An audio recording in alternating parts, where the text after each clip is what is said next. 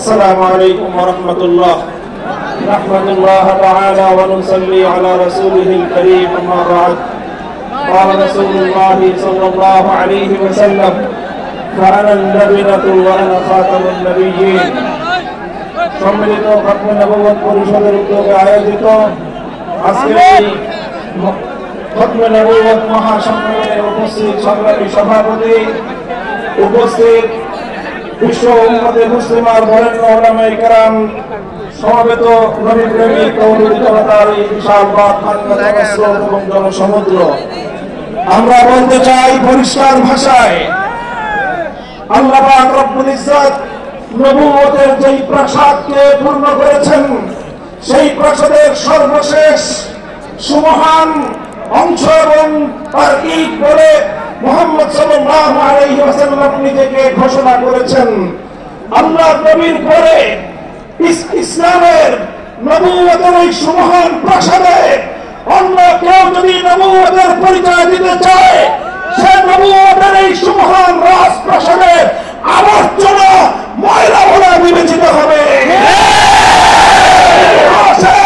ঘৃণিত ময়লা আবর্জনা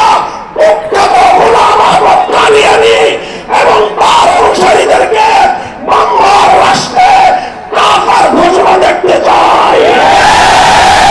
পরিষ্কার বলছি, আমরা 2013 সালের নবী প্রেমিক তৌহিদি জনতার শাপলা চত্বরের রক্তের উপর 24-এর যে বিপ্লব প্রতিষ্ঠিত হয়েছে, সেই বিপ্লব পরবর্তী বাংলার মাটিতে কাদিয়ানীর অমুসলিম ঘোষণা হতেই হবে। সরকারগুলোকে বলতে চাই, আমাদের পূর্বপুরুষ খতিব ওবায়দুল হক, শাইখুল হাদিস আল্লামা আজিজুল হক, সৈয়দ ফজলুল করিম পীর সাহেব চরমনাই, মুফতি ফজলুল হক আমিনী থেকে আল্লামা আহমদ শফি রহমাতুল্লাহি আলাইহি, জুনায়েদ বাবু নগরী, সকলেই কাদিয়ানীদের খতমে নবুয়ত, এই কাদিয়ানীদের অমুসলিম রাষ্ট্রীয় ঘোষণা শুনে যেতে চেয়েছেন, দেখে যেতে চেয়েছেন। দুঃখ এবং পরিতাপের বিষয়, বাংলাদেশের সরকারগুলো এই কথা রক্ষা করতে পারে নাই। হেফাজত আল্লামা মহিবুল্লাহ বাবু নগরী হায়াতে আছেন, তার নেতৃত্বে পীর সাহেব মধুপুর যেটা তুলেছেন, এবার কাদিয়ানীদের অমুসলিম ঘোষণা দাবি আদায় করার জন্য যদি প্রয়োজন হয়, আবার পশ্চিমের মতো ঢাকা করতে হবে। শুধু ঢাকা নয়, প্রয়োজনে জাতীয় সংসদের দিকে লং মার্চ করতে হবে,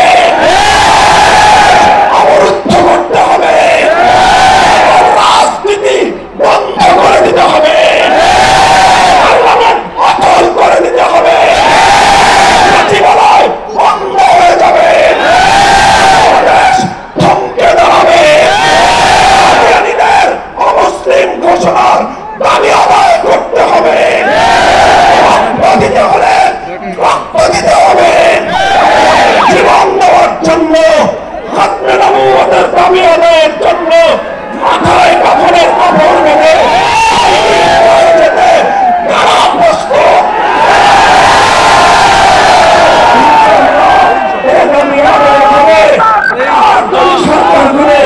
দাবি আদায় করতে ব্যর্থ হয়, আগামী দিনে আমরা পার্লামেন্ট গঠন করব, ক্ষমতায় যাব, আমরা কাদিয়ানীদেরকে জাতীয় সংসদে আইন পাস করে কাফের ঘোষণা করব, অমুসলিম ঘোষণা করব ইনশাআল্লাহ।